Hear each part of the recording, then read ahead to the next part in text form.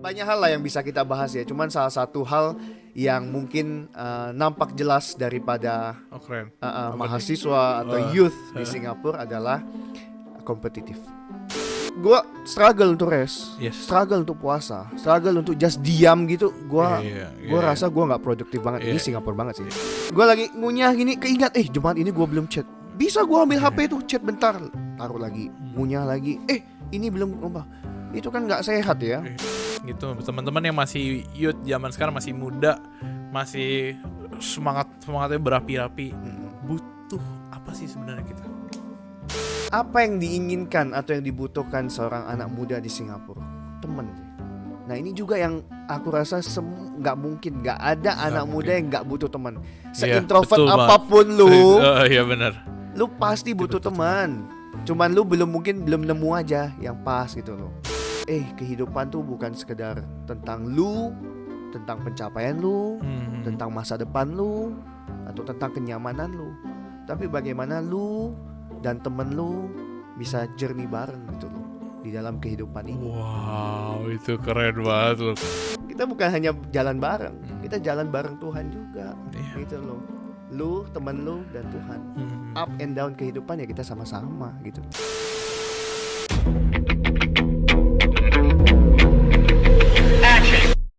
Shalom warga Hello God, welcome to Hello God on Topik Hot bareng gue Julius. Dan hari ini kita kedatangan sekali lagi tamu spesial. Kenapa gue bilang spesial? Karena dia memiliki metode pelayanan yang tidak biasa di tanah yang bukan Indonesia. Asik. Udah asik-asiknya dia. So teman-teman please welcome Ko Evan Andreas. Halo. Gila. Julius. Tanah yang bukan Indonesia tuh di mana ya kok? Pelayanan jauh, seorang misionaris gaya bercanda. itu terlalu lebay jauh. Oke, teman-teman, mungkin banyak dari teman-teman yang saat ini lagi nonton belum kenal atau tahu Ko Evan Andreas. Tadi gue udah spoiler dikit sih, nggak di tanah Indonesia gitu pelayanannya. Cuma mungkin Ko Evan boleh kasih tahu ke teman-teman gitu. Sekarang Ko Evan pelayanan di mana, di tanah mana gitu. Oke, halo semuanya, salam kenal. Halo. Ya. Nama saya Evan Andreas. Itu jadi digabung ya, Evangelis Andreas. Gue pikir dia barusan gue pikir itu serius loh, Evan Andreas. Jadi gue sampai mikir gila selama ini gue salah ngomong aja. Ternyata digabung. Evi Andreas gitu. Evan Andreas jadi panggilannya Evan Andreas Teguh nama papa. Iya. Jadi asal dari Pontianak, Kalimantan Barat. Oh, itu tanah Indonesia. Masih lahir di Indonesia. Masih lahir di Indonesia, tanah tercinta. Cuman 2015 aku kuliah di Singapura. Oh iya, Singapore Bible College. Iya, SBC. Dan 2019 pas lulus mulai pelayanan di GKI Singapura. Oh, dari since 2019 sampai saat ini. Sampai today pelayanan di Singapura ya. Gitu. Wow, keren sekali. Gimana pelayanan di luar gitu? Tapi berarti lu belum sempat merasakan pelayanan di Indonesia atau gimana? Pernah tetapi tidak formal. Karena kan dari dulu papa mama hamba Tuhan. Jadi dari kecil juga udah pelayanan. I see. Di Pontianak. Pontianak. Kalau misalkan suatu saat fast forward dikit. Kalau suatu saat lu balik, lu akan melayani di Pontianak atau di Jakarta? Gue nggak tahu sih. Gue masih belum tahu. Gue punya jawaban yang lebih pas. Apa? Ibu Kota Nusantara. IKN. Kalimantan kan? Kalimantan kan? IKN. Bener dong gue. Nah ya, oke, kita masuk ke kenapa di masuk hamba Tuhan di Singapura gitu. Kenapa mau memutuskan pada saat itu pelayanan? Oke. Jadi rencana awal setelah lulus adalah kembali ke Indonesia. Indonesia aku nggak tahu di mana ya, salah satu opsi ya Pontianak tentu. Iya benar. Cuman ada tawaran ya dari Singapura bahkan sebelum lulus sudah ada wacana itu gitu loh. Nah jadi ya waktu itu kita gumulin dan kita doain. Paling sering ngobrol sama mama waktu itu. Dan mama cuma bilang satu hal sih, maksudnya saat ini kamu baru lulus, ini adalah waktu untuk cari pengalaman, cari ilmu, dan cari kesempatan gitu loh. Kamu kembali ke Pontianak ya pasti akan pelayanan di gereja lama kami gitu loh. Dan mungkin nggak banyak hal yang akan kita pelajari karena gue dari kecil juga udah di situ gitu loh. Yes. Nah, jadi mama melihat ini satu peluang, ya didoakan. Soalnya pintu kan masih banyak tertutup ya. Misalnya visa, belum tentu lu dapat. Iya dong. Hamba Tuhan tuh perlu visa benar. Iya, visa kerja di Singapura ya kan. Terus kemudian misalnya tempat tinggal. Iya. Susah. Nggak Mahal. semudah itu, mahal. Properti ya kan? sekarang mahal, teman-teman. Exactly, ya kan? Jadi ada beberapa pintu yang belum terbuka saat itu yang mama bilang, coba doain. Kalau Tuhan buka jalan, Gas. let it be. Iya. Dan fast forward Tuhan buka jalan. Udah 4 Jelas, tahun di jelas sana. banget jalannya. Ya. Jelas banget Itu jalannya. visa orang lain mungkin dapat sekitar 1 sampai 2 bulan. Gue cuman less than 2 minggu. Oh, ternyata Singapura tuh gitu ya. Iya. Ada gelar saya pastor. I'm pastor. So, langsung di approve. Aduh, enggak juga ya. Canda. Gimana Singapura? Maksud gue, BTW teman-teman tadi kalau Evan sempat ngomong kayak Singapura berarti satu pelayanan sama Ko Albert ya. Colbert. Iya, kalau teman-teman juga bisa nonton, kita udah bikin cukup banyak konten bareng Ko Albert gitu di Singapura. Kemarin kita sempat ngomong glimpse, kita sempat bahas dikit Ya. tentang gimana sih kondisi youth di sana dari Ko Albert. Nah, kalau menurut lu, Ko Evan, gimana sih kondisi teman-teman youth yang ada di Singapura gitu? Khususnya mungkin kalau lu bisa jelasin kedua nih. Ya. Youth Singapura sama youth Indonesia yang ada di Singapura gitu. Oke. Ya kurang lebih sebenarnya karena dia satu culture blended. Sudah merasa ya sebenarnya lu udah susah membedakan gitu loh. Mana yang youth Singapura, mana yang youth Indonesia di Singapura. Karena toh hari-hari mereka sudah bertemu dan punya culture yang sama gitu loh. Memang pas yang dari Indo datang pertama ya pasti terasa beda ya. Tapi ya sudah bertahun-tahun akan terasa sama dan banyak hal lah yang bisa kita bahas ya. Cuman salah satu hal yang mungkin nampak jelas daripada mahasiswa atau youth di Singapura adalah kompetitif. Bahasa lu hampir mirip banget nih Dengan? sama yang waktu itu sama Ko Albert. Oke. Kompetitif. Nah ini bukan karena youth-nya yang mau, tetapi karena sistem pendidikannya. Bahkan sampai kuliah pun. Dari SD bro. Oh my god. Lu mau masuk SD bahkan, ini agak lebay, tapi lu mau masuk nursery aja, itu lu mesti daftar event 1 sampai 2 tahun sebelumnya. Jadi orang tua saja sudah dibuat begitu kompetitif supaya anak bisa masuk nursery. Lu mau masuk SD, itu juga harus persaingan begitu ketat. Kalau enggak, lu dapat SD yang abal-abal istilahnya. Yes. Ya. Yeah. Nah, kalau lu masuk SD yang abal-abal, secondary-nya, SMP-nya juga kemungkinan abal-abal. Secondary abal-abal, SMA-nya JC, Poli juga kemungkinan abal-abal. Dan seterusnya. Jadi dari nursery nggak hitung lah ya, primary. Itu udah sangat kompetitif. Jangan sampai miss lah istilahnya. Dari masa sekolah tuh udah semua udah kayak gue harus berusaha nomor satu gitu ya. Exactly. Bahkan anak SD bro. Berarti orang Indonesia yang kesana culture shock nggak sih? Pas lu kuliah kok kompetitif banget. Kuliah yes. Se-culture shock itu nggak menurut lu?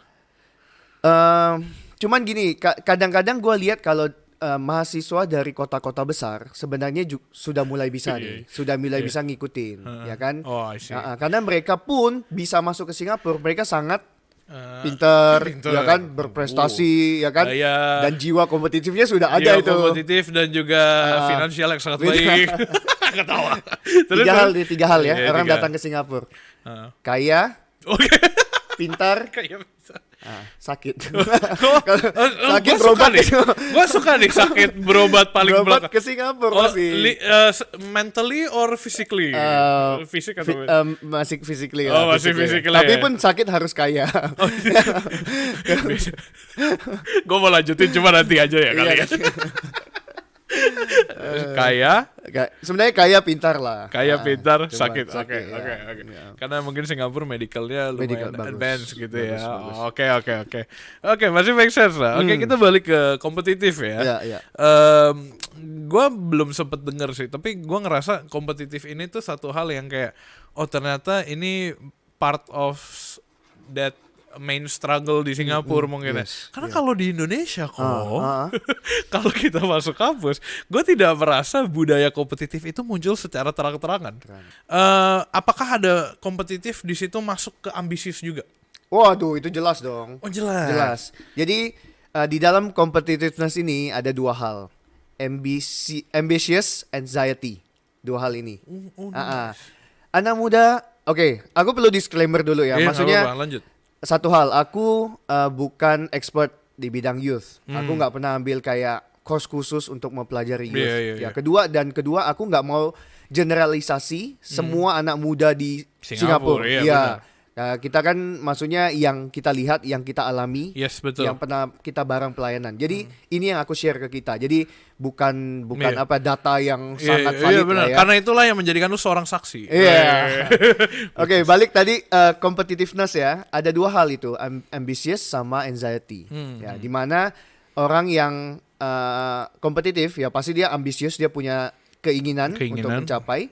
Tetapi di saat yang bersamaan ternyata di Singapura ditemukan juga banyak anxiety karena ketakutan untuk tidak mencapai apa yang mereka ambisikan. Iya. Jadi dua hal ini udah pasti berkutat nih di dalam kehidupan anak muda. Kehidupan anak muda ya, baik itu ambisi maupun anxious ini. Iya, anxious feeling ini. Iya, Ya. pernah nggak ada yang datang ke lu kayak gue butuh bantuan nih gitu-gitu, atau nggak gue mau sharing nih gue gagal misalkan, atau gimana, pernah nggak? Oke, jujur kebanyakan pasti tentang menghadapi exam, tentang menghadapi project, Yes. ya kan. Jadi Singapura itu ada kayak ujian nasionalnya juga namanya O level, A level, ya itu juga sangat berat karena mereka ya itu tadi once lu gagal ya sudah seolah-olah masa depan lu nggak ada harapan udah. Ya, karena lu kalau gagal lu dapat tempat kuliah yang nggak bagus segala macam dan segala macam. Oke. Jadi sharingnya pasti ada, tapi kegagalan 1-2 kali ya. Cuman memang kalau dalam masalah kompetitif, gue mungkin punya kisah yang dimana mungkin udah ini udah bullying kali ya. Iya, Di gimana? kampus udah bullying gitu loh. Ini di Singapura nih. Di Singapura. Oke, boleh. Ya, jemaah Mungkin kita boleh juga, diceritain. ya. Ini kayak ini banget. Jadi ya maksudnya dia kuliah, dia pinter dan dia disenangi sama dosen, Yes. ya kan? Karena dia Idaman berprestasi, ya. Tapi teman-teman nggak senang. Dan terang-terangan banget mereka itu kayak di WhatsApp grup ngumpulin masa teman-teman yang lainnya untuk ngejelekin dia. Iya, sampai udah bullyingnya sampai kayak gitu. That's real life loh. Real life. Karena kayak gitu gue sering ketemunya di kartun atau kan di gosip atau kan di drama. Enggak. Ini Oh my God. bukan sinetron, ini asli. Real life nih. asli. Oke, lanjut. Dan efek sampingnya itu sampai dia harus istirahat kuliah. Jadi dia tertunda 1 tahun untuk nggak lanjut kuliah. Karena begitu efektifnya ke dianya gitu loh. Segitunya, ya. Itu yang lu pernah ketemu. Yes, dan aku percaya itu nggak cuma satu-satunya. Iya, dan banyak hal. Iya, dan gue percaya itu mungkin saat ini yang lu ketemu ataupun lu sedang melayani gitu, Yes. atau enggak dia udah berlalu dan sebagainya. Cuma ya kita nggak tahu. Lu ngomong apa ke dia kalau gitu, Bes? Waduh, waktu itu sih sama nyokapnya ya ketemu dan Oh my God. ya kayaknya mereka udah gumul lama, udah mutusin untuk mau ini sih istirahat ya. Gue ya bilang istilahnya ya kalau itu lebih baik gitu ya, itu lebih baik ya go ahead sih. Istirahat. Ya, bukannya kita give up, bukannya kita give up, tapi kan Take a si break. mental health-nya si anak ini juga perlu kita Iya. prioritaskan gitu Iya, loh. take a break lah ya. Tapi puji Tuhan sekarang udah ya Settle. lulus, sudah baik ya. Oh, Cuma iya. aku cuma mau bilang ini bahwa nggak cuma satu-satunya nih bro, banyak nih pasti kisah-kisah seperti ini yang mungkin gua belum pernah dengar. Tapi gue percaya, gue rasa Indonesia pun punya kasus kayak gitu lah pasti. Yes. Cuman yang kalau dari gambar lu itu serasa kayak itu drakor atau drama banget gitu. Maksudnya yang kayak segitunya gitu. Orang-orang sampai bersatu buat menjatuhkan gitu.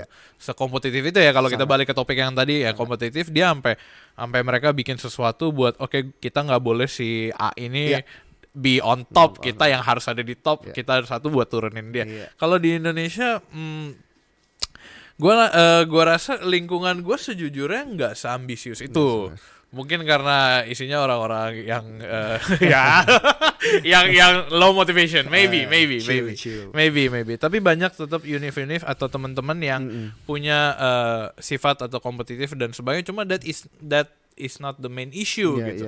Mungkin main issue dari teman-teman kalau di Indonesia itu adalah isu yang udah pernah mereka bangun di dalam diri mereka, udah ada di dalam diri mereka gitu. Kayak misalnya lu pernah dengar gak kalau orang-orang masuk psikologi, ya ini off topic dikit karena gue psikologi kan. Banyak yang masuk psikologi tuh ada yang untuk memang belajar, ada yang untuk emang target, ada yang untuk memperbaiki jalan. Oh, Nah, gitu kadang oke. menurut gua banyak isu yang lahir dari isu yang mereka udah punya gitu kalau di Jakarta ya. Kalau di Singapura kan mungkin lebih settle. Bahasa ini ya mungkin lebih settle gitu-gitu. Cuma gue penasaran gini deh. Karena selain kondisi teman-teman youth di sana, menurut lo kondisi kekristenan di Singapura tuh gimana? Ya, data terakhir gue lihat ya, majority memang masih Buddhis. Soalnya Oh, I see. ini karena old generations. Iya benar Ya, benar banyak. benar. Ya Christianity sebenarnya kalau nggak salah sih masih nomor 2, cuman either stagnan atau menurun sedikit. Tapi yang sangat peak increasingnya Iya. itu free thinker, ateis, agnostik. Ini sangat lumayan peak dari tahun ke tahun, apalagi di kalangan ya millennials dan di bawahnya lah gitu ya. Iya. Karena mungkin apa ya, nggak tahu kalau orang tua mungkin terlalu strict tentang agama zaman dulu, baik agama Iya. apapun ya termasuk agama Kristen, Iya. sehingga mungkin mereka lelah karena mereka kan nggak tahu kenapa orang tuanya percaya, tetapi dituntut untuk melakukan ini. Oke. Terus di Singapura kan lu juga punya kebebasan. Misalnya aja lah ya, lu datang dari Indonesia, lu jemaat GKI misalnya. Oke. Dan lu datang, ya bisa dikatakan karena orang tua lu datang GKI. Iya. Once lu datang ke Singapura kuliah, orang tua lu kan nggak ada kontrol nih. Iya. Buat lu ke gereja atau enggak, iya Yes, kan? Yes. Oke lah, dia masih punya niat ke gereja, tapi ke gereja apa kita nggak tahu. Tetapi most of the time, even yang datang ke gereja pun cepat-cepat pulang supaya apa? Supaya bisa belajar, bisa kerjain Oh tugas. segitunya, bukan have fun. Waduh, sulit. Ya. yang belum menemukan arti kehidupan itu ya istilahnya ya. Masih belajar, mau ngerjain tugas even on Saturday and Sundays karena memang tuntutan begitu tinggi. Nah, jadi sangat lumrah alasan bagi mereka adalah minggu nggak ke gereja. Kenapa? Karena banyak tugas. Iya. Atau enggak, at least gue butuh waktu istirahat buat diri gue sendiri. Bisa jadi, ya. Oh, that's maybe cultural things Yes, di Singapura. iya personal, tetapi dampak daripada sistem pendidikan, gaya hidup, budaya yang ada di Singapura itu. Iya. Tadi gue sempet denger satu hal yang menarik. Apa itu? Isu yang lo ngomong tentang dia udah dari lahir ke gereja disuruh oke. orang tua, pas nyampe Singapura kan nggak ada orang tua. Iya. Gue jadi ngerasa itu kondisinya mirip-mirip ya. Iya. Mirip-mirip ya. Ah. Mirip-mirip dengan teman-teman youth yang ada di Indonesia yang Ya. juga dari lahir tuh disuruh orang tua ke gereja gitu.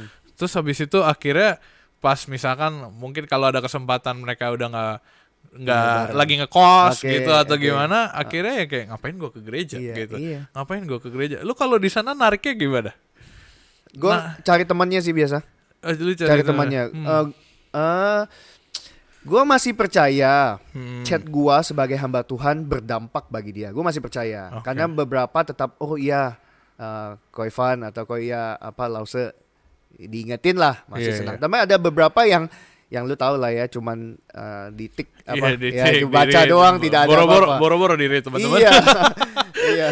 Langsung di-delete chatnya.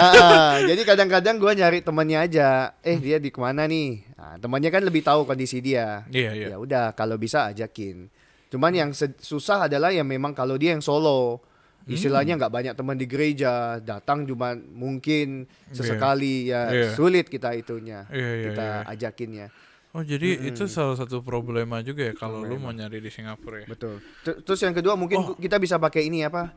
Kelompok-kelompok untuk kita sebutnya interest group. Jadi misalnya ada kelompok olahraga lah, kelompok membaca lah, kelompok apalah, itu ngajak mereka paling tidak datang nyambung dengan komunitas dulu, baru kita ajak ke gereja. Oh Gitu. ya, Ya. jalur-jalur yang sama ya. Cuma bedanya Ya. kalau di Indonesia tuh mungkin karena keterbatasan lebih gimana ya, pasarnya kan lebih oke. Indonesia daerah ini teman-teman mungkin lebih relatif lebih gampang ya, tanda kutip teman-teman, mungkin sebenarnya nggak gampang juga untuk menjangkau gitu. Iya. Cuma kan bedanya ya kayak oke populasinya ada, orangnya ada, gerejanya ada, tinggal gimana cara ngajakin aja Iya, gitu ya. iya. Oh kurang lebih oke kalau gitu.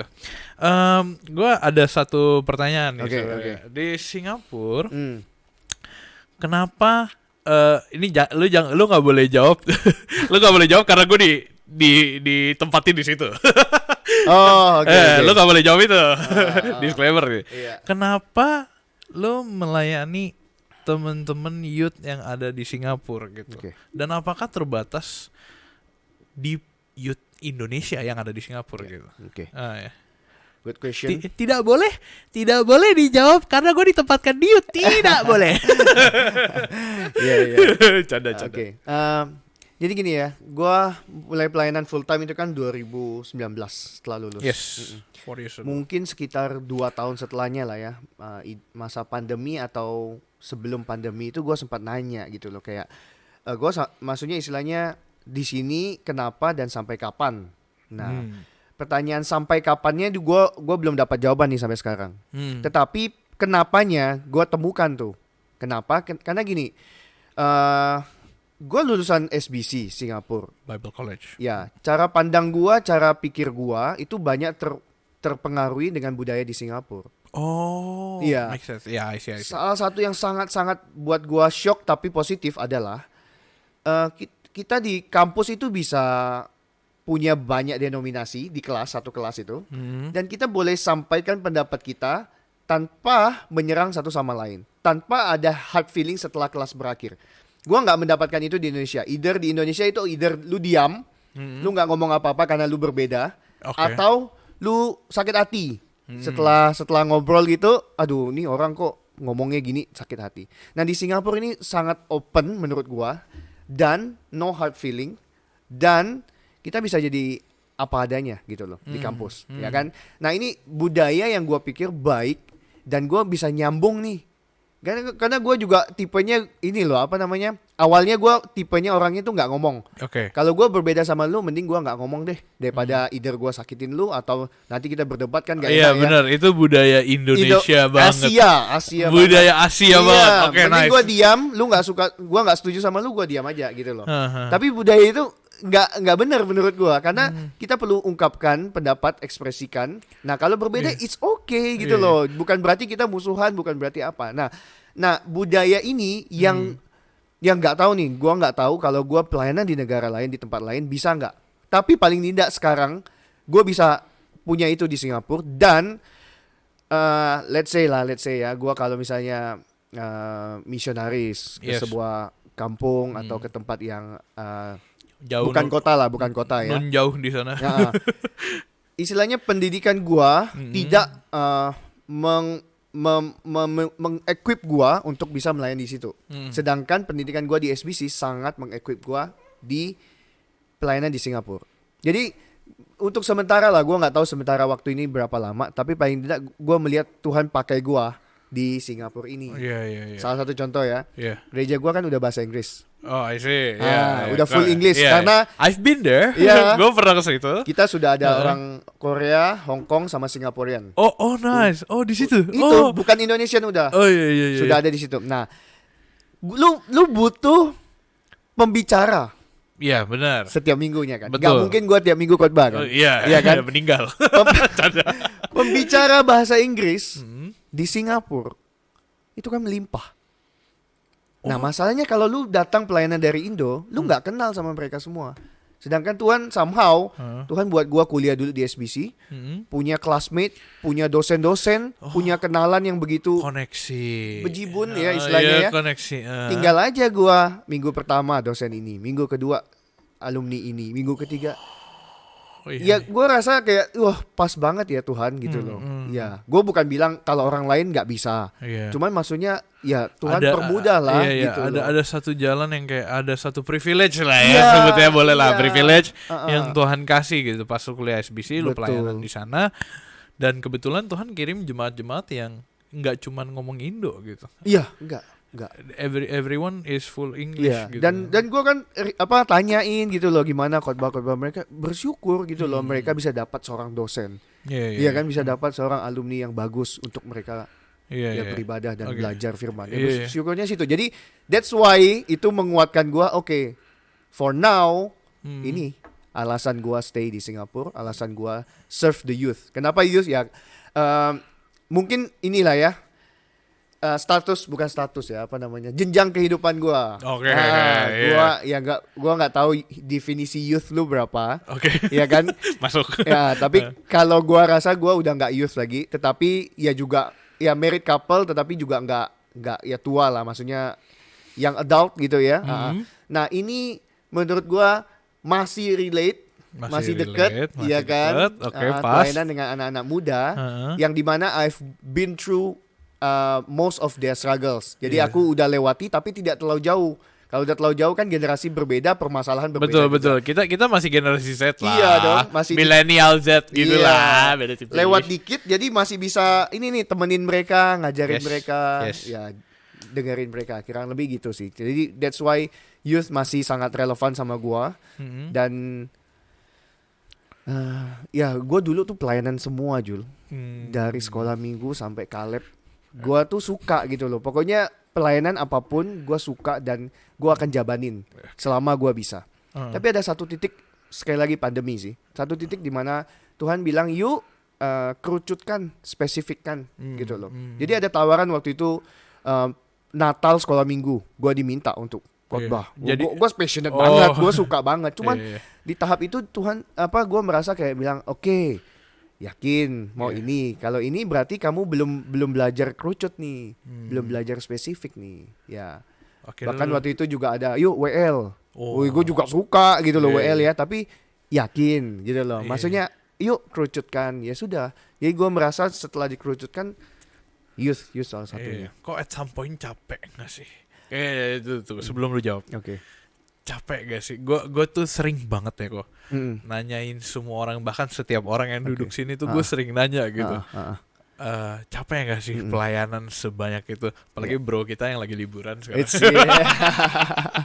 Harus selalu gue mention bro kita yang lagi liburan healing gitu kan. Gue sering mikir, capek gak sih pelayanan sedemikian rupa gitu loh. Bahkan kalau Tuhan Yesus masih waktu gue hidup di zaman Tuhan Yesus, mungkin gue jadi murid-murid, gue bakal nanya, Tuhan capek gak sih? Capek gak sih? Gak ada mobil loh.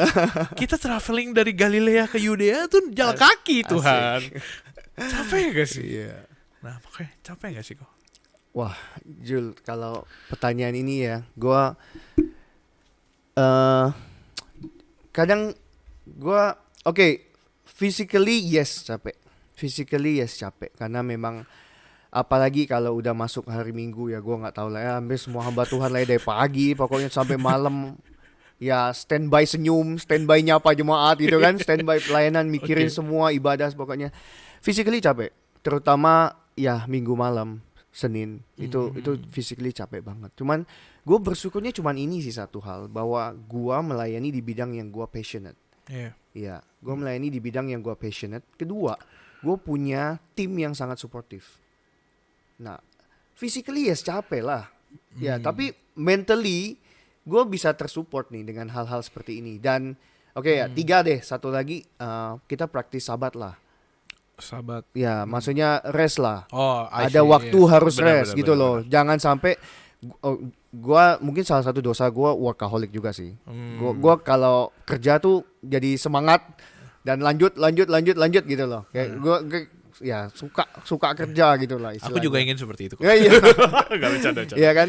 Tapi gue struggle untuk rest, struggle untuk puasa, struggle untuk just diam gitu. Gue rasa gue nggak produktif banget. Ini Singapura banget sih. Tapi gue ngerti lah, nggak tenang karena kayaknya ada sesuatu yang harus gue kerjain, ada sesuatu yang harus gue miss. Kalau nggak, gue nggak bakal produktif nih. Ya kayak gitu. Even ya pas lagi makan sama Sylvia misalnya ya, istri gue.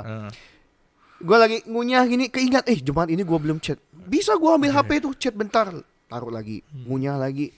Ini belum itu kan nggak sehat ya. Pokoknya ya gue harus kasih tahu lah. Senin istirahat, makan ya makan, tidur jam sesuai gitulah. Chicken rice salted egg. Iya. Chili crab. Gak, itu makanan Singapura ya teman-teman. Jadi ya physically yes capek, tapi mentally aku bersyukur Tuhan ya tempatkan pelayanan yang aku suka, yang passionate lah ya, yang teman-teman yang suportif. Sama tentu pemahaman rest yang satu yang sisi baik lah. selah ya. Yes. Selah Perlu itu sih. adalah istirahat teman-teman. Seminggu Istirahat sekali. Iya. Bener. Stop. Stop. Harus berhenti. Gitu harus loh. berhenti. Oke lah. Jadi teman-teman, kenapa dari tadi gue sempet nanyain juga tentang pelayanan Ko Evan, karena kalau dari tadi Ko Evan cerita kita udah ngomong banyak ya. Satu, kita udah ngomong tentang youth di Singapura. Kita udah ngomong salah satu yang menjadi struggle ataupun poin esensial dari pergumulan mereka, which is adalah kompetitif. Tadi kita udah sempat bahas. Terus habis itu semua beranjak sampai akhirnya pelayanan Koevan saat ini gitu loh. Nah kita mau sekarang gue sebenarnya mau nanya, sebenarnya kalau kita rangkum nih, tadi gue juga sempat sharing kan tentang teman-teman youth yang ada di Indonesia gitu, tentang isu yang sekarang ini mereka punya. Terus teman-teman juga kalau kita nonton episode-episode belakangan, kita selalu bahas tentang dari awal bahkan gitu, tentang bagaimana kita sebagai anak muda gitu hidup dengan makna dan sebagainya gitu. Kalau dari Koevan sendiri, ini gue mau masuk ke satu mungkin kesimpulan panjang terakhir ya, kesimpulan panjang jangan pendek ya, bukan kesimpulan. Apa sih sebenarnya yang kita generasi youth, milenial, Gen Z, Gen V, kalau tau nggak lu film? Ya ini off topic dikit, film yang kayak superhero canda, itu nggak penting. Generasi milenial, Z gitu, teman-teman yang masih youth zaman sekarang, masih muda, masih semangatnya berapi-api, butuh apa sih sebenarnya kita? Sebenarnya kita sedang membutuhkan apa sih? Apa yang kita butuhkan gitu? Karena terkadang kita tahu apa yang kita nggak tahu apa yang kita mau, dan kita nggak tahu apa yang kita butuh. Sebenarnya kita hanya ya udah jalanin aja gitu. Do you think you have a opinion about that? Gitu. Ya. Gue lihatnya dari anak muda di Singapura lah ya. Yes, nggak apa-apa. Anak muda di Singapura. Nanti gue juga berarti akan menjawab dari anak muda di Indonesia, dan kita rangkum bareng. Betul. Ya, anak-anak muda di Singapura sebenarnya menurut gue kalau bisa dibilang tuh mereka cukup tertekan dalam banyak aspek lah ya. Salah satunya tadi tentang sistem edukasi, kemudian juga finansial. Lo tahu tadi harga properti mahal, jadi mereka ya untuk ke depan itu, untuk sekedar punya rumah itu bukan perkara mudah gitu loh. Dia harus nabung yang gila-gilaan ya istilahnya gitu ya. Terus mental health, family di Singapura itu divorces ya kalau tahun 2021 itu kurang lebih 28% daripada pernikahan. Itu ya gede loh. Ya, itu gede. Lebih dari seperempat itu yang nikah, 4 couple nikah, satunya kurang lebih cerai.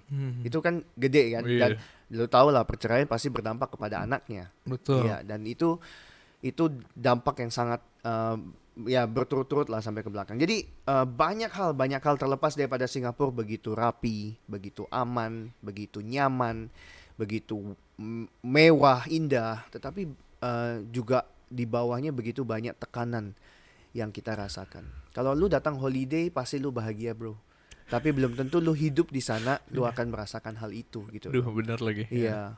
Apalagi lu kerjaannya yang pagi keluar aktivitas, pulang ke rumah udah malam. Gimana lu mau punya social life? Gimana lu mau punya me time? Gimana lu mau punya personal time with God gitu loh. Nah, itu semua itu kadang-kadang ya. Yes, betul. Prioritas dong sebagai orang Kristen fokuskan apa-apa, tetapi kondisinya memang seperti itu gitu loh. Yang membuat bahkan untuk ya melakukan hal-hal yang baik pun sulit. Ya. Belum lagi judgmental daripada orang sekitar ya kan. Lu baik, lu mungkin dianggap lemah gitu loh ya. Ya kan, lu baik, lu dianggap cupu gitu loh. Jadi apa yang diinginkan atau yang dibutuhkan seorang anak muda di Singapura?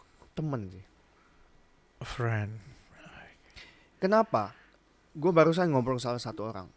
Anak dari Jakarta juga, kuliah, prestasi bagus lah, cuman struggle karena terlalu cepat, terlalu berat ya. Bahkan anak sepintar itu aja ngeluh, woy. Apalagi kita yang kuliah, woy, habis kita. Gue jadi merefleksikan hidup gue sendiri tiba-tiba. Apakah hidup gue berharga? Coba. Ya dia lagi struggle. Dan struggle-nya real.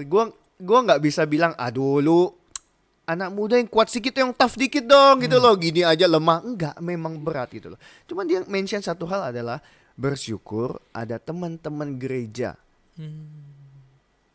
yang sama dia lewat itu semua.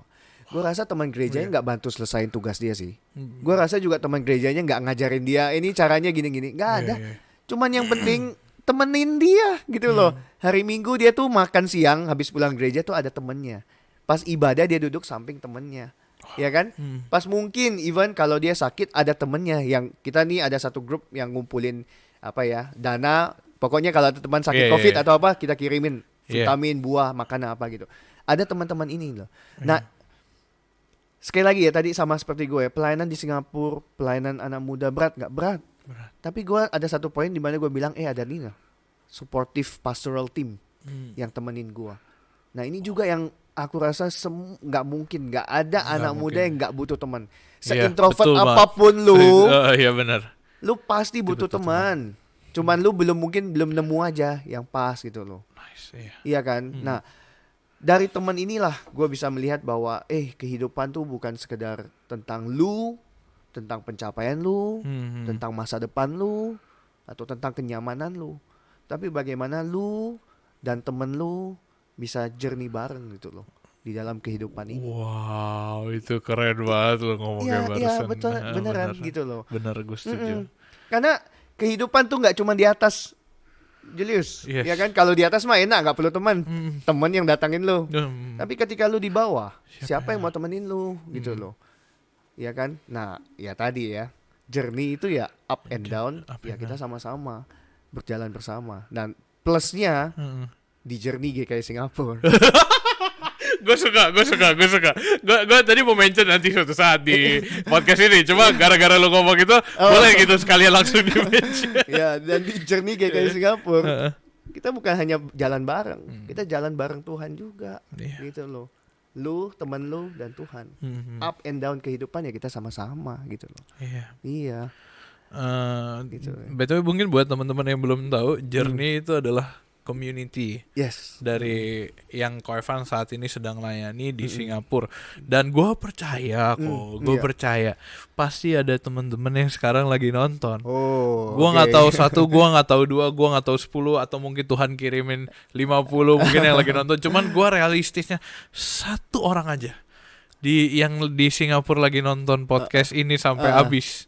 Terus dia bilang, terus dia saat ini sedang, gue bingung cari komunitas kemana. Dia klik video ini, dia nonton sampai habis. Nanti dimasukin di awal biar dia juga nonton di awal. Gara-gara pasti dia sedang lagi butuh komunitas dan dia dengar tentang Journey. Datang, teman-teman, datang. Di hotel. Bersyukur. Di hotel apa namanya? Park Avenue Rochester Hotel. Park Avenue Rochester Hotel. Hari Minggu, lantai 2. Datang teman-teman, cek IG-nya, kepoin teman-teman.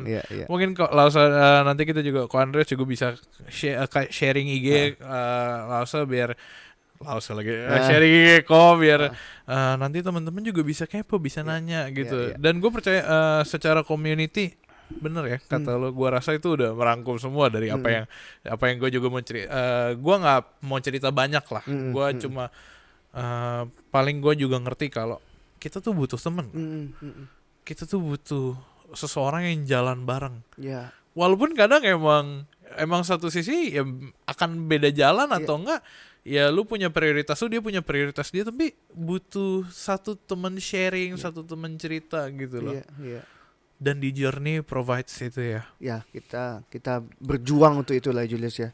Karena memang cari teman juga nggak gampang. Cocok-cocokan juga kadang-kadang.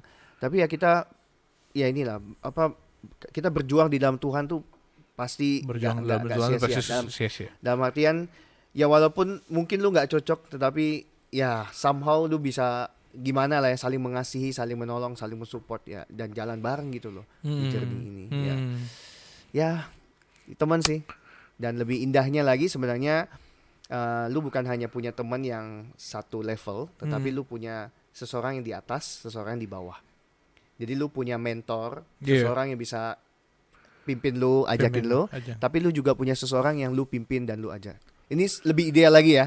Jadi basicnya lu punya teman yang peer ya, tapi kalau udah levelnya ini lu bisa punya mentor yang bantuin lu, tapi lu juga punya mentee yang bisa lu. Jadi nah ini masuk ke pemuridan sebenarnya, tetapi intinya hidup kekristenan itu nggak tentang diri lu saja, tetapi tentang sesama, tetapi juga tentang bagaimana lu mengajak sesama lu atau lu diajak sesama lu untuk bisa semakin serupa dengan Tuhan Yesus. Amen. Nah ini jadi satu dinamika yang gak akan ada habisnya.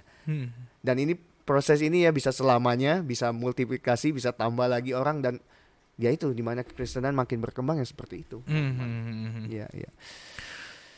Gue rasa itu udah merangkum semua kesimpulan ya. Bedanya kita udah lumayan lama loh. Ya, nggak kerasa. Dari tadi ngomongin lompat, tapi gue percaya kalau kesimpulan utamanya ya di situ ya. We all have our struggle. Kita semua punya pergumulan, baik di Indo di Singapura, nggak ada bedanya ternyata.